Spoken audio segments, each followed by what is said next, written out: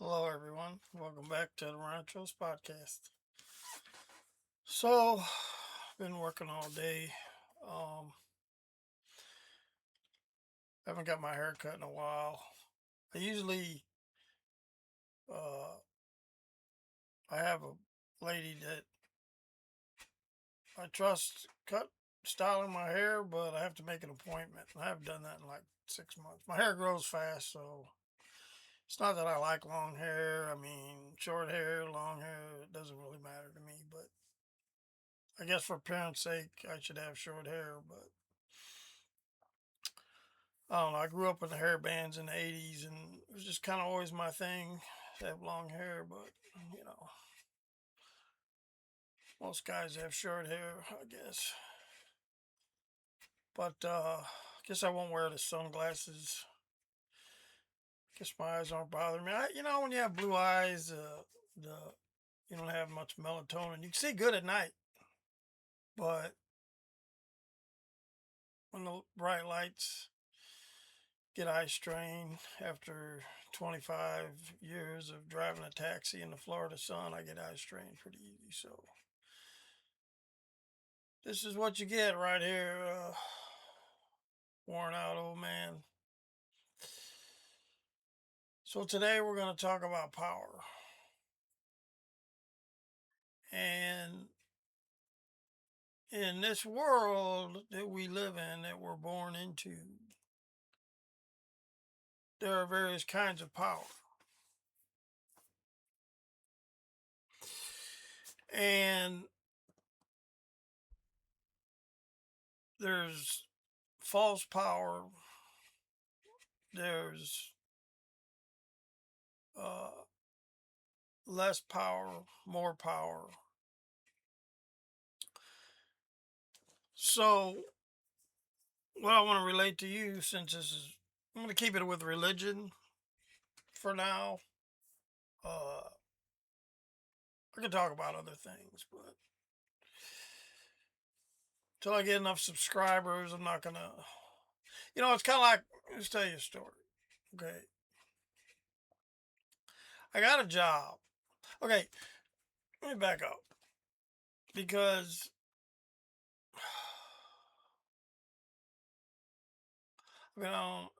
this goes all the way back to people thinking backwards and stuff. But basically, I can do a lot of things. If you're not going to pay me to do it, I'm not going to do it. And I remember I had a job, and I can't mention names because I don't want to get sued.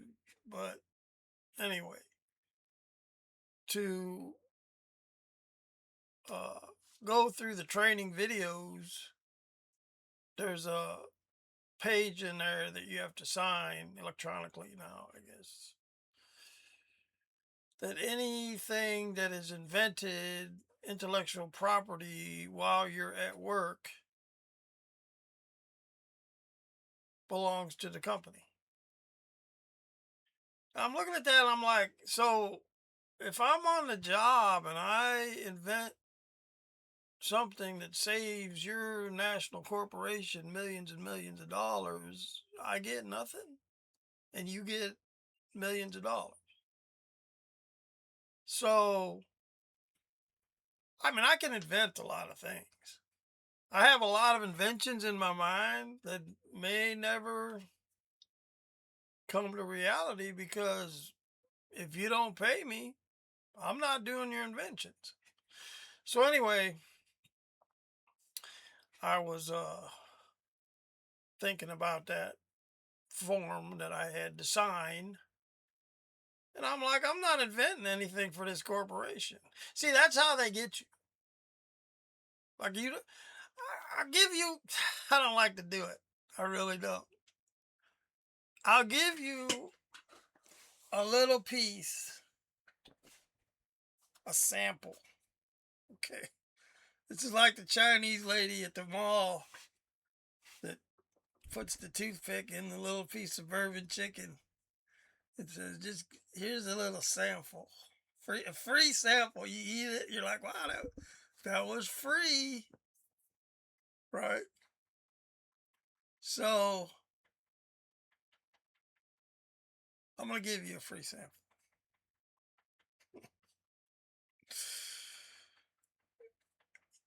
You don't deserve it because I haven't seen many subscription clicks lately. But okay. As Americans go to work, right?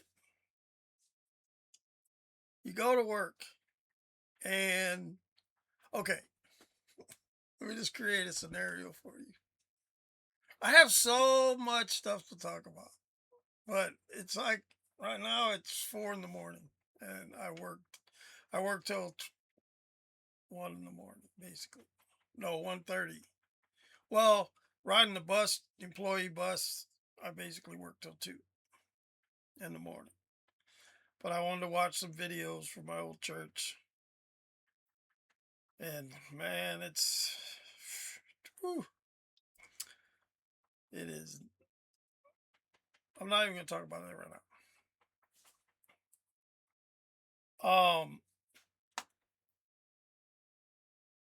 And let's talk about intellectual property. So let's say you're on a job, right? Let's say you're a manager, okay?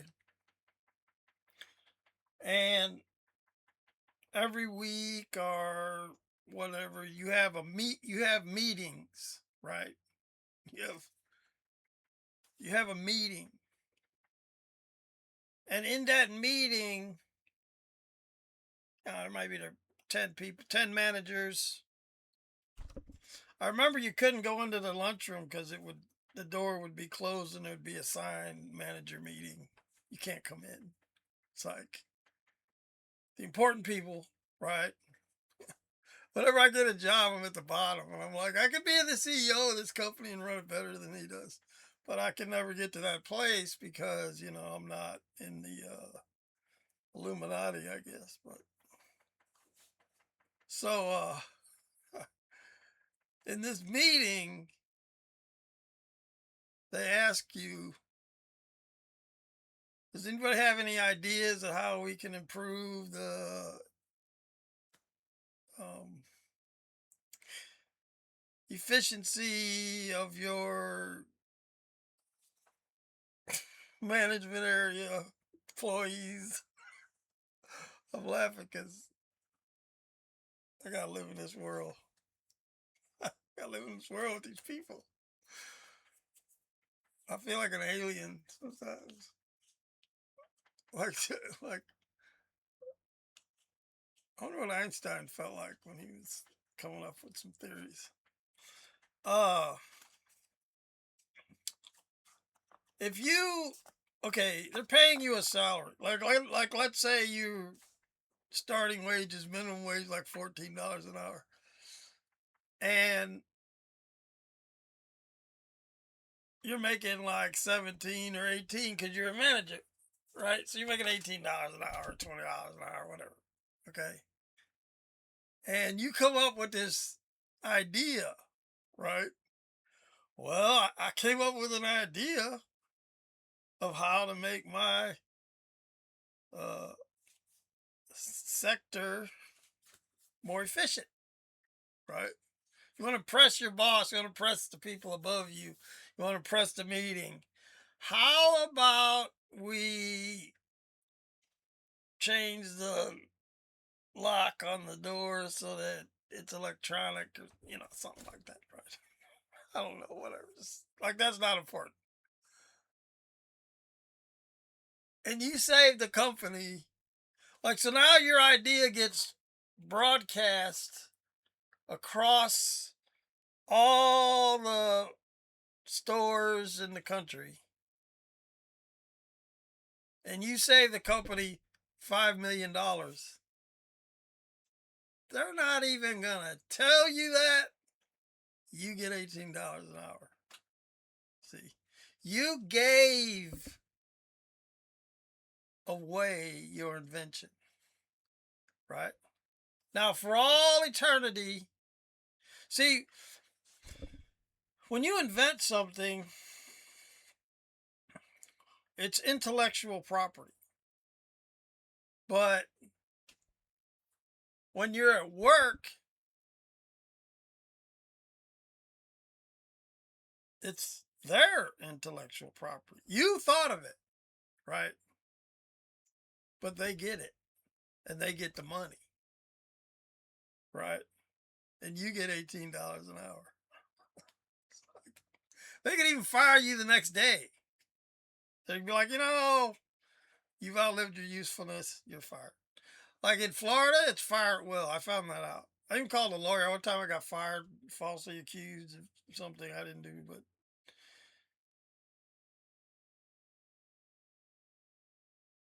the lawyer's like, well, Florida's fire at will. They can fire you whenever they want for any reason they want. You can't sue them. Florida's really messed up for employees. I'm an employee here. I mean, I got injured on the job, and they're like, in Florida, you can't sue for pain and suffering. Now, if you got injured in Georgia, you might be rich right now, So it's like, it doesn't make no sense. But anyway, fire at will. You invented something, made the company, saved the company $5 million a year. That invention could go on into the future, long after you're dead, saving people money. It's an invention. You get nothing. You get your $18 an hour if you're lucky. You gave away your intellectual property. Now, you take that one little scenario and you multiply it out across all the corporations in the country. Basically, the corporations are sucking out from your brains inventions that you're not getting paid for by millions of people and corporations, sucking out the inventions and not giving you the intellectual property that you deserve. That's the sample. That's why I don't. So when I was on the job, I'm like, I couldn't believe it, right? I couldn't believe it. So, like, here we are in modern society. And if you come to buy wooden fence panel for your house, they have this big, huge, thick chain that they pull across. You gotta be like Hercules pulling this chain so nobody steals it. It's outside. So you gotta.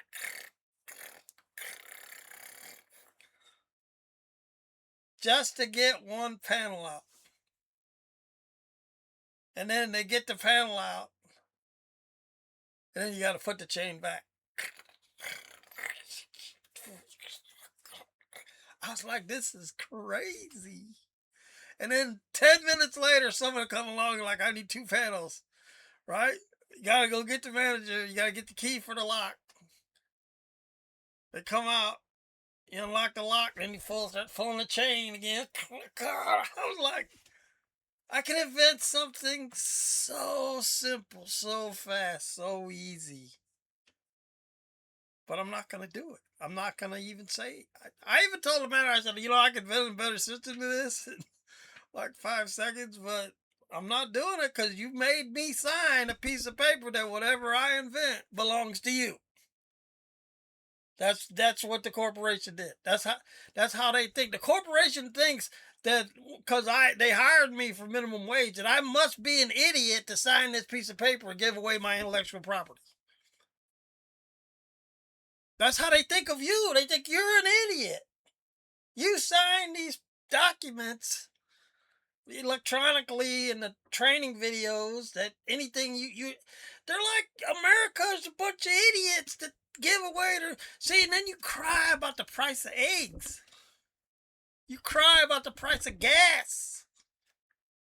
You gave away your intellectual property to these corporations, and they're sitting up there making $50 million, $100 million a year to CEOs because you gave it to them. They didn't even have to steal it. You gave it to them free. That's oh, that's just a sample. That's just a little piece of the chicken. Okay, the bourbon chicken right there. That's what that is. So anyway, I looked at my old pastor that kicked me out of the church because I didn't believe in tithing. I watched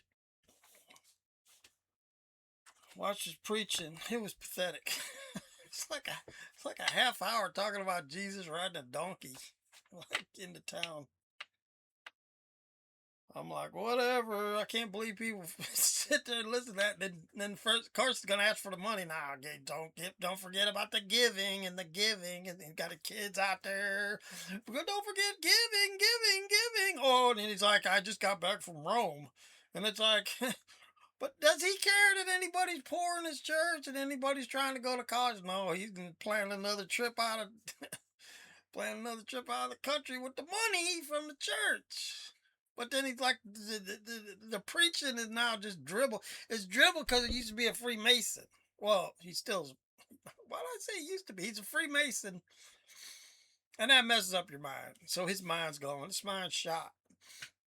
But I guess people give him money sympathetically. Like, oh, this poor bastard soul now. Rickety, he's dribbling on about Jesus riding a donkey for an hour.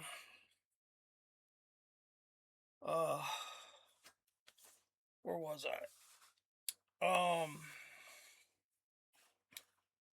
Oh, power. That's what we're talking about. That's the subject of the night, power. I'm not even getting started yet. That was the introduction. You know, when you're reading the book, I like when I get a book, I like to read the whole book. I mean, not every like word, not like every, you know, copyright word or nothing. But I like to go to the introduction. And I like to read the introduction. And if there's a preface, I like to read the preface. And then there's table of contents. And then there's chapter 1. I like to go, man. When I read, man, I want to read it all. Right? We're still in the introduction. We just like kind of wrapping up the introduction here. But anyway. So just like the corporations, okay. This church I used to go to, I've been called them up, and I'm like, you know, I figured out you guys are Freemasons, right? You're Freemasons, but no, we're not Freemasons. I said you're lying. Like how do you get up there and preach Jesus, like all you know they feel I guess like their church now just is like every 2 minutes say Jesus, and then people will give you money, even if you dribble on about a bunch of nonsense for the rest.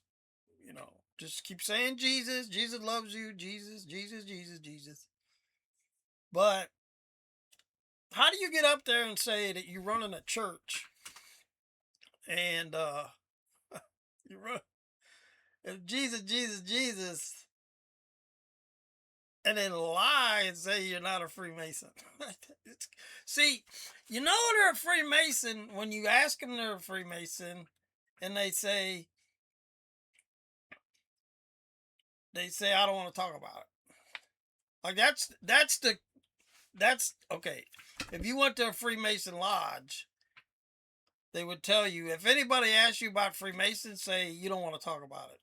Or it don't have to be exactly those words. I don't want to talk about. I don't like talking about it. I'm not supposed to talk about it. We don't talk about it. You know, it's not the exact words, but it's something to the effect of I don't like to talk about it. I don't talk about that subject. Then you know if they answer you like that, you know they're a Freemason because that's the Freemason answer. See, that way they don't have to lie. They don't have to say, "No, I'm not a Freemason," and they don't have to admit that they are a Freemason, and they don't have to say something negative about Freemason, or they don't have to say another positive about Freemason because it's not supposed to be a Freemason. You're not supposed to be a Christian and a Freemason at the same time. Like I mean, it's a secret society cult blood drinking rituals with Satan. Okay, drinking baby's blood or sacrifice. I mean, I don't even want to go into it, but it's Satanism. So anyway, uh, they said no, we're not. I said, come on, quit saying the Q words. Quit saying you don't want to talk about it. I want to talk about it. I want you to talk about it. We're gonna talk about it. Are you a Freemason? Are you Freemasons? This is like the assistant pastor of the church. No, we're not. Just straight up lied. Satan is the father of lies. And you're like, how do you know that they're lying? Okay, let me show you. I'm gonna show you. I'm gonna teach you more in this. Man, are you getting some good free stuff tonight? Good. I mean, well, it is religion, and I shouldn't be charging you for religion. It's like Jay Dyer. Jay Dyer. God, man, I want to do a whole video on what a kooky is. You know, with Alex Jones, and I can't just keep picking on the same people. You know what I'm saying? Like, I mean, I should, but it's like, you know, he's gonna sue me or something because, like, well, anyway, he I forgot what I was gonna say about him, but well, I know. I just watched. He's gone off the deep end. Can we say that? Get off the rails. But now he's like, basically, I'm summarize it. Like, this isn't exact words. I'm summarize it. He's saying the Bible is not the final authority on the Word of God. That there's he was saying stuff like the living word in his church. I guess his pastor in his church can override the Bible and all this. I'm like, come on, man, you're off. You're gone. See, some people are so intellectual. I'm an intellectual. Don't get me wrong, but some people are so much of an intellectual that their mind goes off the rails. Okay, so back to what I was talking about. His mind, well, Jay Dyer's mind went off the rails when he started saying that the Bible isn't the final authority in the Word of God, like other things are, or other things can be included. But anyway, well, he was basically saying evangelical. This is proof that. Oh man, see, now it's like evangelical versus Orthodox, and he's backing up Orthodox when I just made a video about how stupid Orthodox is. I mean, they have 1,000-year-old fasting principle that you can't eat fish or drink wine or eat, I guess, red. I don't know what it all is. I'm like, this is. First of all, the Mediterranean diet is the healthiest diet, which is fish, but I don't drink wine. Like, I'm sure 1,000 years ago they drank a lot of wine, but I don't need to fast from wine because I don't drink wine. And if I was going to fast, it'd be from a Snickers bar, which I didn't have 1,000 years ago, you know, because it's basically raw sugar. But you want me to fast from fish, not Snickers bar. So I can eat the Snickers bar, but I can't eat the. See, you can't take a diet from 1,500 years ago. That's Orthodox. But he's trying to say Orthodox is right and non-denominational is wrong. So anyway, back to the liars that say they're not Freemason. Okay. So I'm gonna do. I gotta switch over to the computer. All right, and this is what we want to do. And let's go up here to Freemason artwork. Okay. This is old Freemason work. So we want to take a look at something like this, for example. Okay. Or we could take a look at something like this. Right. So if I take a look at something like that,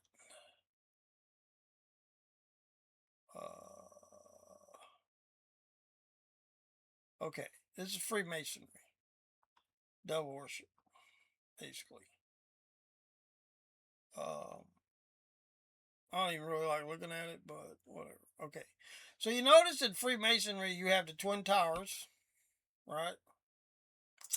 I'm not really going to go into all the symbolism. You got the checkerboard, right?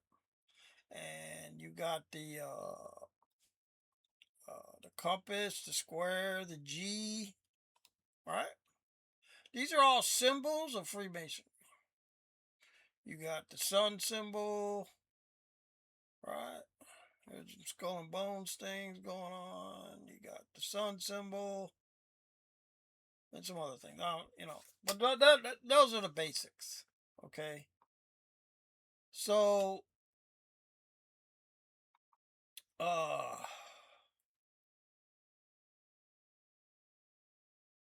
can't really show you. I don't really want to go into naming names, but the church that I used to go to has an image of the Twin Towers on their, uh, it's like a 9/11 image of the Twin Towers, or the planes flew on their brochure when you go into the church. They hand it to you when you go into church. See, the part of being Freemason is you have to tell the other Freemasons that you're a Freemason by having Freemason symbology.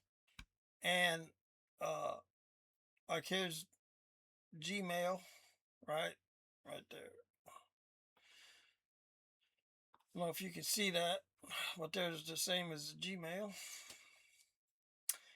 And you know, I think there's also like a twisted cross where the cross actually looks like a compass, but whatever, you know. And the thing of it is, I think the word, I'm kind of like thinking the word family is a Freemason word. So let me bring up a Word document. I got some things on there from personal training, some exercises and things. What? Okay, let's go right here. So let's go FAMILY.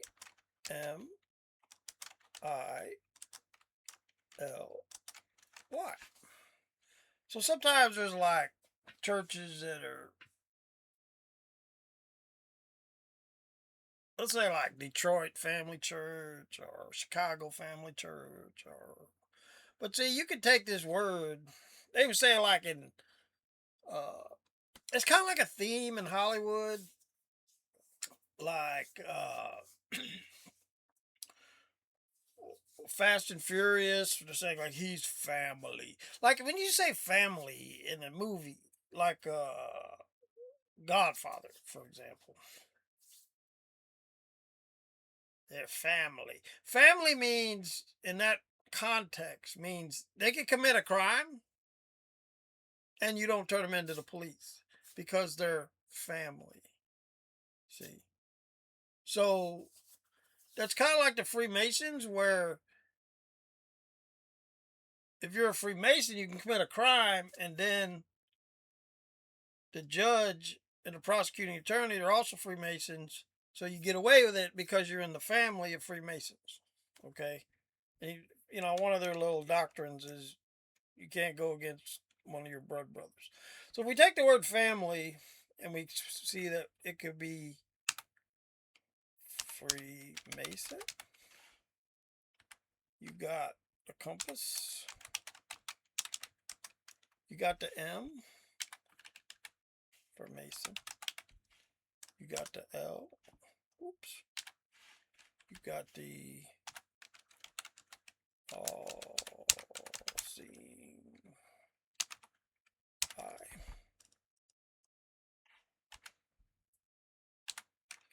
square. And whatever, this could also be the compass. I mean, you got an extra letter there. But all of these letters are the symbology of, and you also got the Twin Towers. So they're just lying, okay? And then I saw Joyce Meyer preaching in front of a checkerboard backdrop, right? You see checkerboards in movies. Sometimes there's like a dead person bleeding or have bled on the checkerboard floor. That's like a ritualistic. Even some of my favorite shows, some of my favorite movies have a person, body, blood on the checkerboard, like kitchen floor.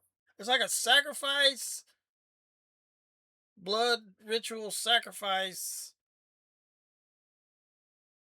to Freemasonry, to the devil or whatever. See how checkerboard, right? See. But anyway, that's how you know they're lying. Like you don't have to ask them. They don't want to answer the phone or whatever. You just take a look at their, bulletin that has Twin Towers on it.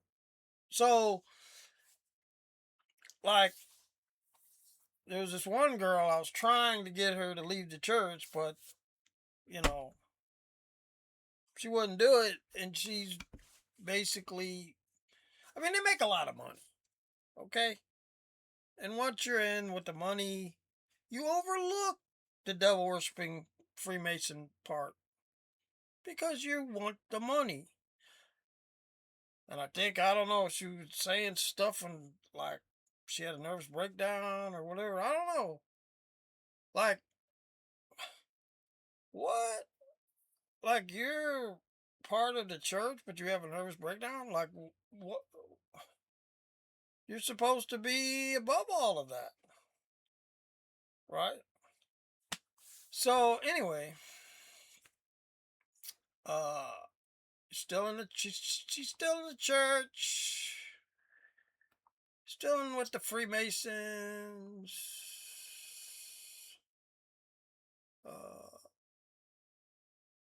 Now, let's talk about power. Well, I wonder if I should use this thing as a. Well, we don't need that. Let's talk about power. Now, this is really interesting. Okay. Let's go back to the video capture device. I'm back. So I'm going to stick to religion. And this is so fun. I'm just going to relate it to you, but if you were actually there, it was one of the most,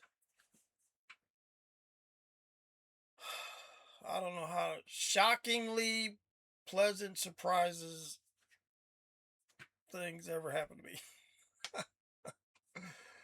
I was like, really? So anyway,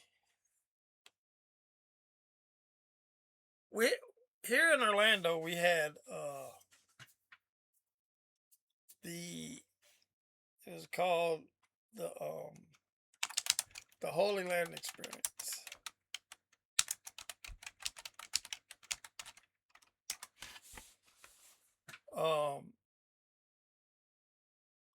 It's tore down now. It's not there.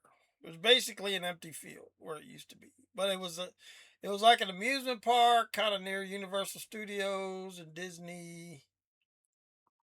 And it was like $35 to go in there. What is all this stuff? Advertisement. And they had they had Jesus's tomb. You could go in there. They had some plays, some different shows, and there was they had a scriptorium where they had, oh man, the scriptorium was really cool. It's just sad that they tore this down. You talk about, man, you could really get into the Bible with this place. The scriptorium was like the history of the Bible as it got, like as each person tried to, when they made the printing press, back in, like, governments would try to kill them for making printing the Bible and distributing it. There was all these, you go from room to room as you went through time, and um how each person was like being chased for printing the Bible. I don't know what all their names were because it's not high on my list of knowing that information. But like, I don't know. I don't even want to say a word because it's probably going to be the wrong word. Why is this locked up? My computer is locked up. It's got I got a supercomputer and it's locked up. Let me try refreshing. This is all locked up. I don't know why. Come on, man. All right. Well, anyway, guess I have to. What is the deal?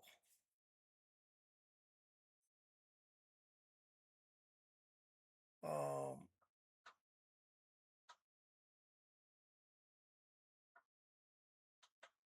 Wait, I was supposed to be on display capture. Hold on. Okay. Maybe that's why it was locked up. But anyway, so let's go. Okay. Let's go back to the Holy Land experience. And we can click on it. The Holy Land experience. What is this? Okay. We got something. We got something going here. This was the Holy Land experience. They had like a mock up. Oh my God, the commercials. They had this mock up of Solomon's Temple. Oh, look, you could. Wow. This was like, this is a real picture. Okay, why does it keep changing color? Okay, this is Solomon's Temple.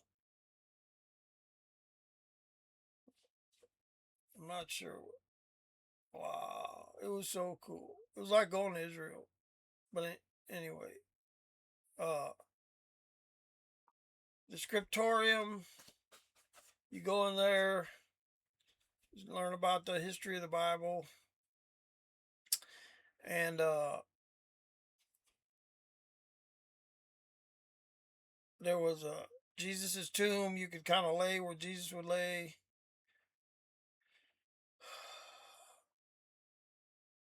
Okay, they also had um uh a mock up of what I was showing you the other day of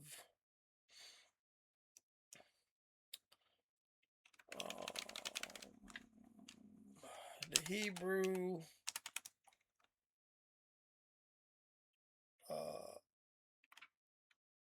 Holy of Holies tent in the desert. Okay, so I was showing you this the other day. Okay, so here is a picture, a model, right?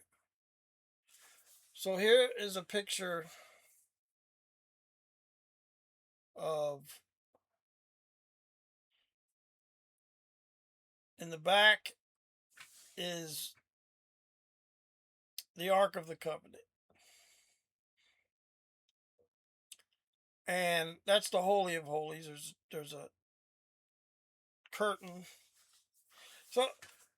So when Moses, or whoever was a high priest at the time, I guess I guess Moses died in the desert, so there might have been somebody else. But anyway, there was like a rope, and the person who was in the Holy of Holies with the Ark of the Covenant may have died in there from God striking them dead. So they would have a rope going under the curtain to pull them out. I don't know why that's funny to me. But I guess if you did something wrong, the power of God will strike you dead. And this is a regular holy, not the holy of holy, just a holy space where the priests who weren't the highest priests would hang out. And then this was where it's kind of like the town barbecue. Like, okay, so they get the animal, like a lamb or a bull or whatever they're gonna use for the sacrifice. So this is so interesting. Like, wow. So you'd rather give your money to some guy who wants to talk about Jesus riding a donkey? I mean, it's a Bible verse. Nothing wrong with that. If that's what you want to talk about. But anyway, I get nothing. They get millions.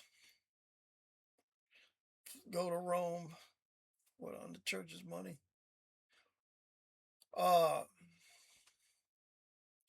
Okay. So power. So they take the animal, whichever animal they're gonna eat, sacrifice and eat, and they put the animal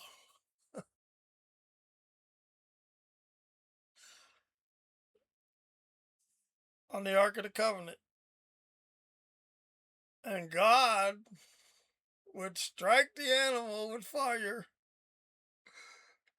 and I guess then they take the animal out and they put him in the town barbecue to finish off, any uncooked parts of the animal would go to the town barbecue. And then the Jews or Hebrews or Israelites, whatever you want to call them, they would come here, get them a plate of food. I don't know why I think that's funny. And then you have the horn. Well, you have to sprinkle the blood on the horn. I don't know. Maybe I'm doing this wrong. Maybe I'm. God. Maybe I'm doing this wrong. Okay, where did God strike the sacrificial animal in the desert?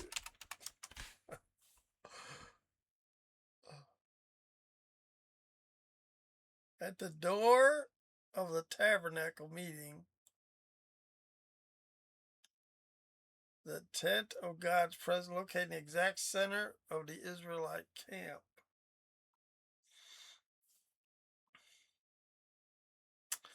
Oxen, lambs, and goats be brought to the tabernacle courtyard. The animal's throat was slit at the brazen altar, and the blood was sprinkled by the priests. This strict rule detailed in Leviticus prevented the Israelites from sacrificing to other gods.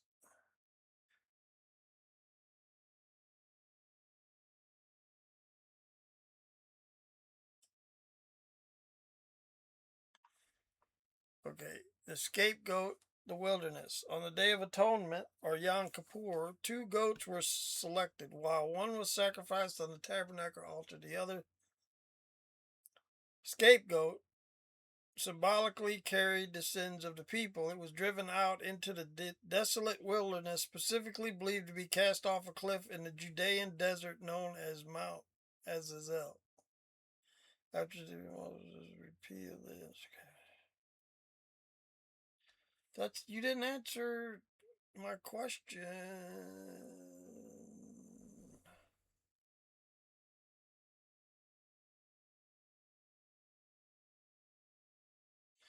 Okay. I'm gonna have to rephrase it. Where did God strike sacrificial animal with fire in the desert. At the tabernacle located in the wilderness of Sinai. This event occurred in front of the tent of meeting after Moses and Aaron completed the inaugural offerings for the nation of Israel. Maybe I did get that wrong. The location.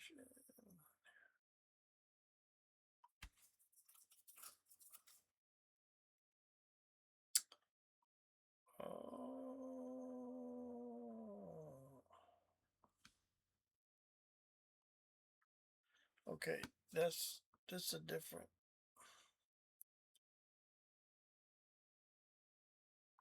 That's a different fire from heaven. Okay, so I got it wrong. They slaughtered. Man, hold on. Where did Moses slaughter the sacrificial animal?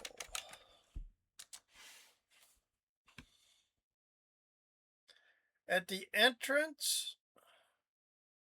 to the tent of meeting. Well, I guess he did it out in the open. Just slit that animal's throat. Slaughtered the bull.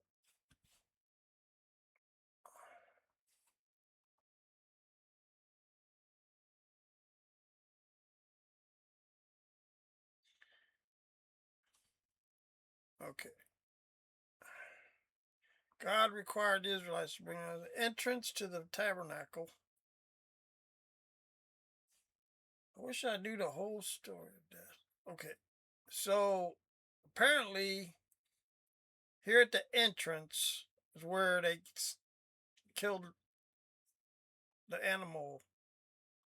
Then they sprinkle the blood on these horns.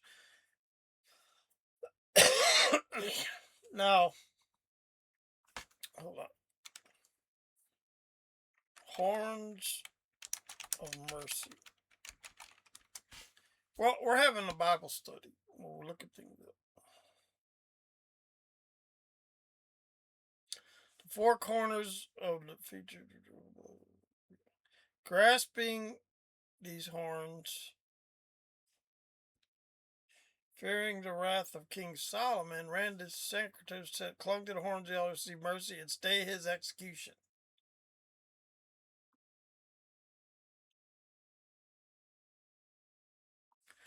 Grabbing the horns of the altar symbolizes a desperate cry for mercy to override judgment. Crying out while holding on to the horns represents locking onto God's promises and fervent, earnest communication.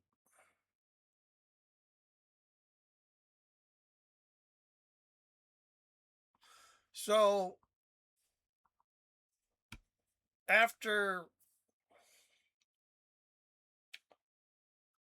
Moses killed the animal, sprinkled the blood on the horns, and you were being chased by King Solomon,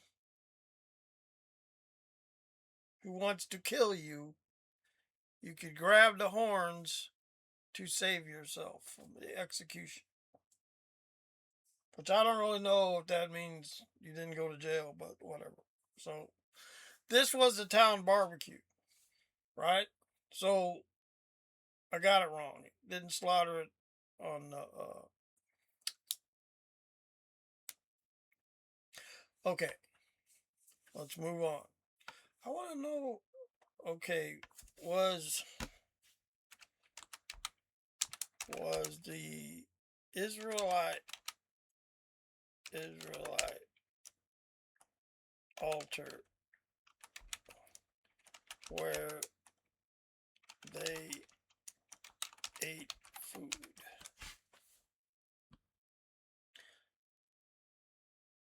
Ancient Israelites ate not at the altar, not on the altar, but ancient Israelites ate the meat from most of their sacrifices on the temple grounds. After a portion of the animals was burnt on the altar, the remainder was cooked and eaten by the priests and the worshippers in a communal feast, like a town barbecue. The altar functioned much like a holy table, but how the food was handled depended on the type of offering. Burnt offering. Entirely consumed by the fire on the altar as a gift to God. None of it was eaten by the people. Fellowship. Used for celebration, the fat internal organs were burned on the altar, while the majority of the meat was given to the priests and the family to roast and eat together in the temple courtyards.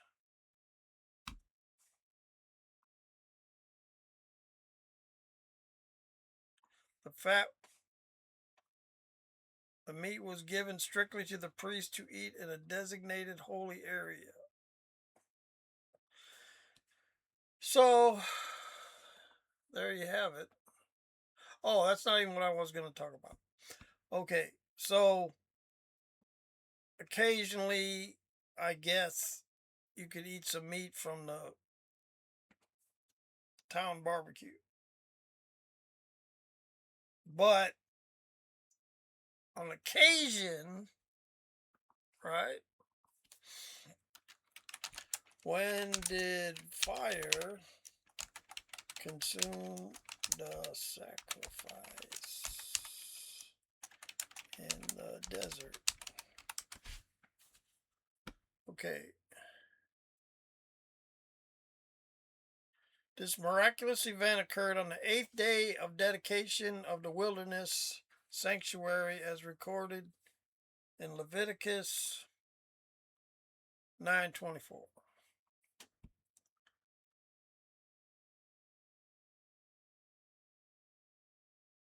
The glory of the Lord appeared to all the people. Fire came out from the presence of the Lord. The heavenly fire completely consumed the burnt offering and the fat on the altar. You see that? This unquenchable fire was then commanded to be kept burning continuously on the altar to signify God's abiding presence throughout the wilderness.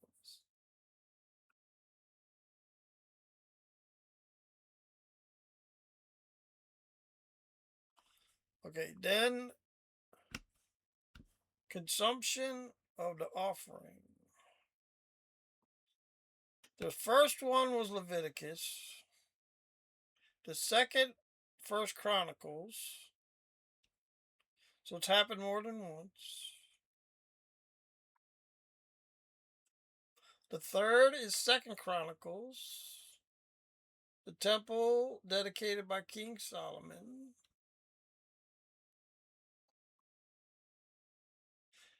The final instance, wow, we're up to like how many now? 4. First Kings.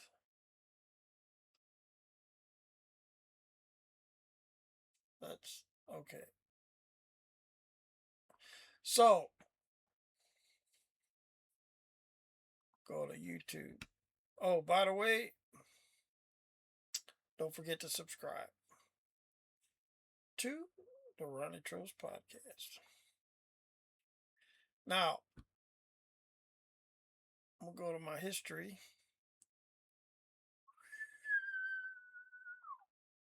Because I had this place marked. This is what. Now, when Zorro gets you, you craft, shape, engineer, with a wide assortment.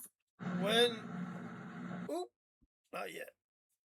When you're at the Holy Land Experience, they had a mock-up of the temple. And you came in, you sat down on like bleachers, and there was like a black screen in front of you. You could see through it. It was like a whole black screen with little holes. Okay, I guess it was some kind of a protection. And they were the priests. They had the priests, you know, clothes on. You know, the breastplate, and they had the animal up there. And I guess they must have had a huge Tesla coil, because all of a sudden, boom, this electrical charge came down to that sacrifice. And this is what it was like right here. Watch that. This is like what it was like.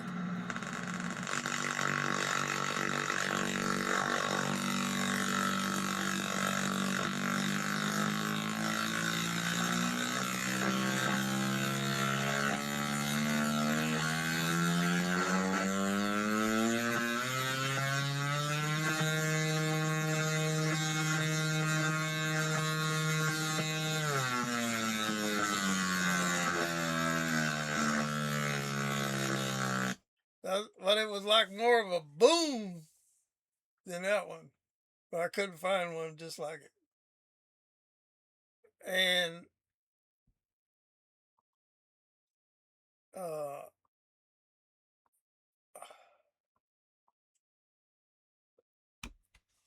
and that's the power of God. Well, that's one aspect of the power of God. But wow, I think I'm gonna have to make this a two-parter, because you know, I'm sorry, you know, I feel sorry for all these churches that have Freemason pastors, and feel sorry for the kids, and you know, I hope the best for them. I really do. I'm not the type of person that holds a grudge or holds, you know, I hope they all have a wonderful life. I know how that's going to be hard to do when you're involved with the Freemasons. And sometimes people are just like hopelessly lost to the devil. But the ones who are not completely lost, I really wish you the best. I hope you have a happy life. But I won't ever go back to that church, I can tell you that. Because I just don't want to be anywhere near the Freemason. I don't even want to look at the Freemason Twin Towers on the brochures. But anyway, I'm gonna do part two. This we're really on like chapter 1 of power, because I got a lot more things to talk about power. But it's like 5 in the morning. I worked till 1 in the morning, 10, was it 10 hours? I'm exhausted. So do me a favor and click that subscribe button. If you want to donate, click the PayPal. And I'll see you another time, part 2. God bless. Hope you enjoyed my podcast. Take care, everyone.